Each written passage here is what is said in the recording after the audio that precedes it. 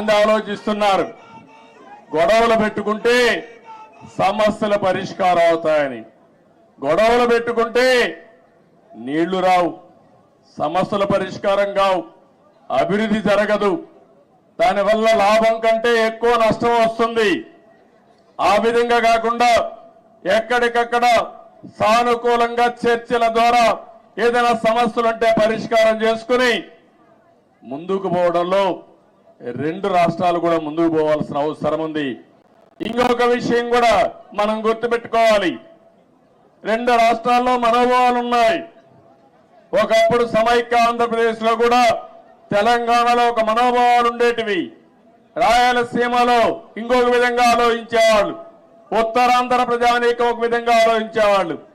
దానికి కారణం ఎక్కడికక్కడ సమస్యలు, అక్కడుండే ప్రత్యేకమైన పరిస్థితులు ఉంటాయి. కానీ ఈ రోజు కూడా సమస్యలు ఉంటాయి, మనోభావాలు ఉంటాయి.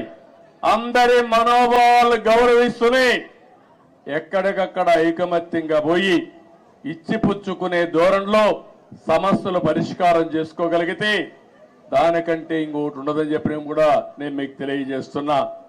ఇంకొక విషయం కూడా ఇక్కడ కూడా మీరు చూస్తున్నారు. ఈరోజు ఇక్కడ కాంగ్రెస్ ప్రభుత్వం ఉంది, ఆంధ్రప్రదేశ్ లో ఎన్డీఏ ప్రభుత్వం ఉంది. రెండు ప్రభుత్వాలు ఇవి.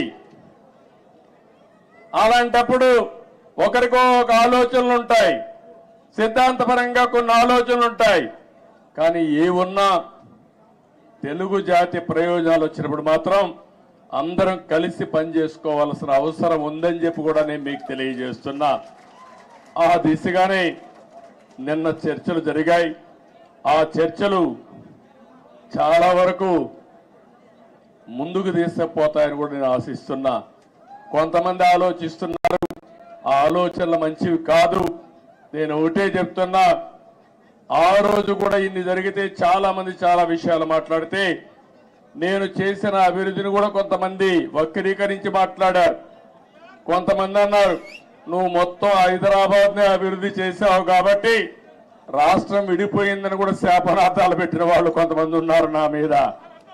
నేను ఒకటే ఆ రోజు చెప్పాను, ఆ రోజు కానీ ఈ రోజు కానీ ముందు ఒక ప్రాంతం అభివృద్ధి కావాలి, అది రాజధానితో ప్రారంభమవుతుంది, అది చివరికి మారుమూల ప్రాంతాలకు కూడా స్ప్రెడ్ అవుతుందని చెప్పి ఆ రోజు చెప్పా.